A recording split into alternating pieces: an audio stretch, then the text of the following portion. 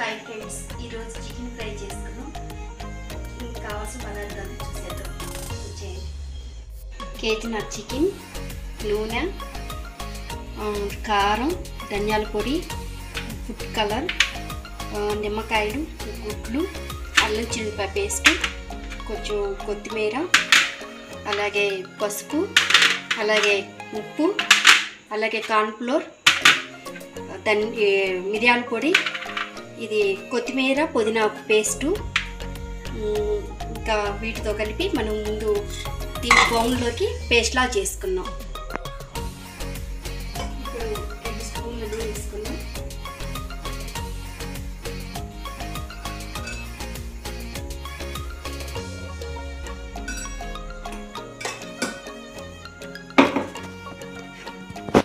అలాగే చిన్నపాయ పేస్ట్ వేసుకున్నాం.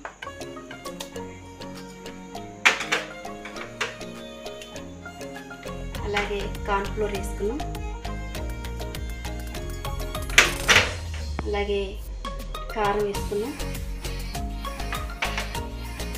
అలాగే సరిపడా ఉప్పు వేసుకున్నాం. అలాగే పసుపు వేసుకున్నాం. అలాగే ధనియాల పొడి వేసుకున్నాం. అలాగే మిరియాల పొడి,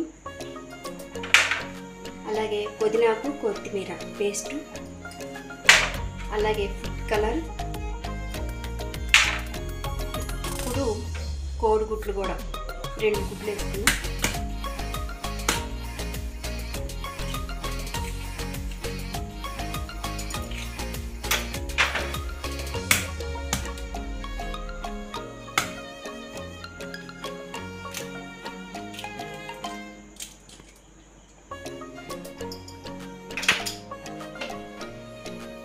అలాగే దీంట్లో నిమ్మరసం కూడా పిండుకున్నాం.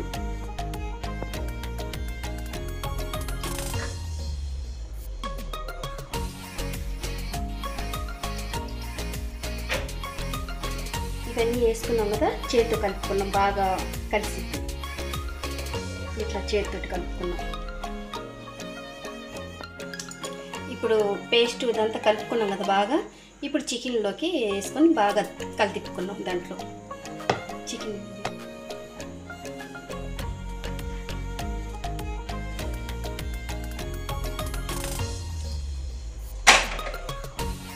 ఇట్లా బాగా ముక్కకు పట్టేలాగా కలుపుతాం.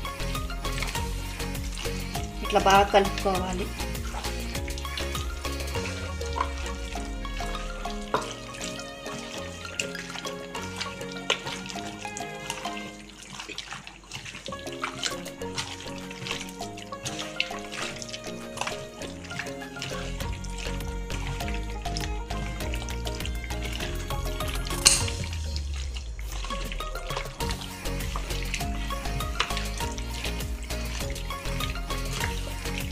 ఇట్లా బాగా కలిసిపోయింది కదా. ఇది పక్కన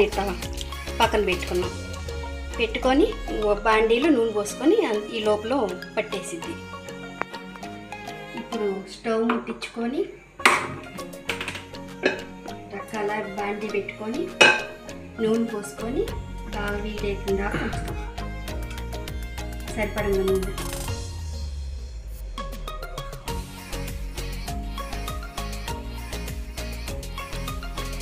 ఈ నూనె బాగా కాగనిద్దాం.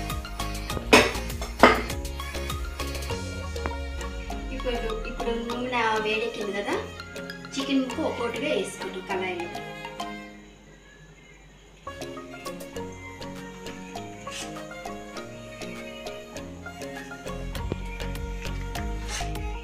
ఇట్లా ఒక్కొక్కటిగా వేసుకున్నాం.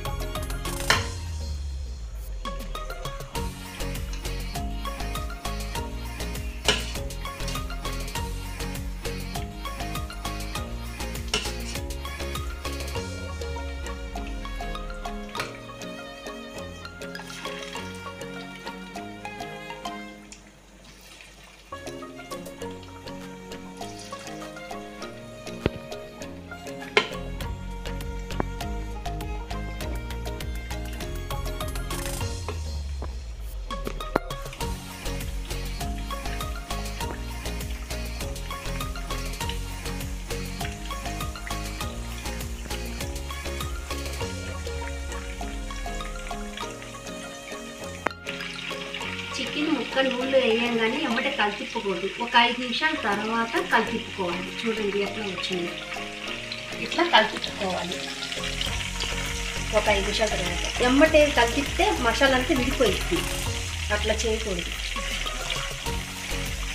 ఇప్పుడు మసాలా ఏ ముక్కకు ఆ ముక్కకి చక్కగా కలిపేస్తుంది అన్నమాట. ఇట్లా చక్కగా ఇట్లా కలిపించుకోవచ్చు. మళ్ళీ ఒక 5 నిమిషాల తర్వాత తీద్దాం.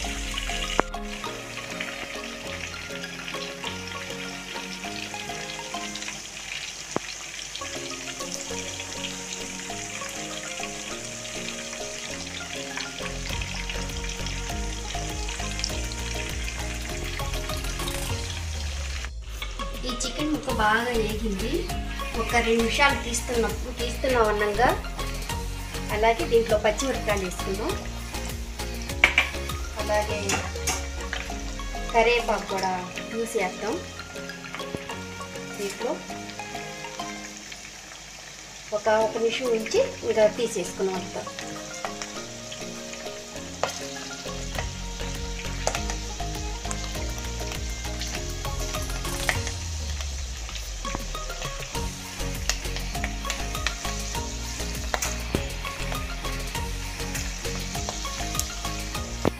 చికెన్ ఫ్రై బాగా రెడీ అయిపోయింది. దీంట్లోకి వేసేసుకుందాం.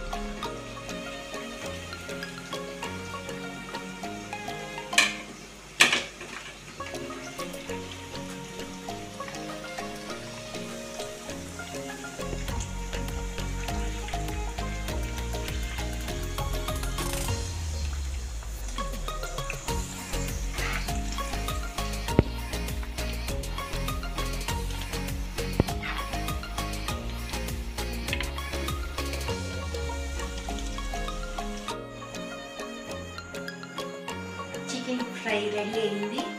టేస్ట్ చూసి చూద్దాం.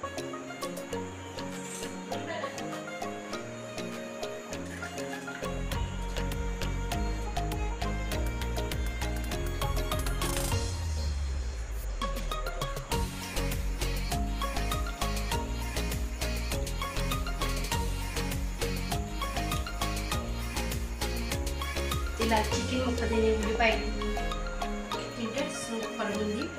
ఇలాగా ఈ రెసిపీ ఇలా మీరు కూడా ట్రై చేయండి. చాలా బాగుంది.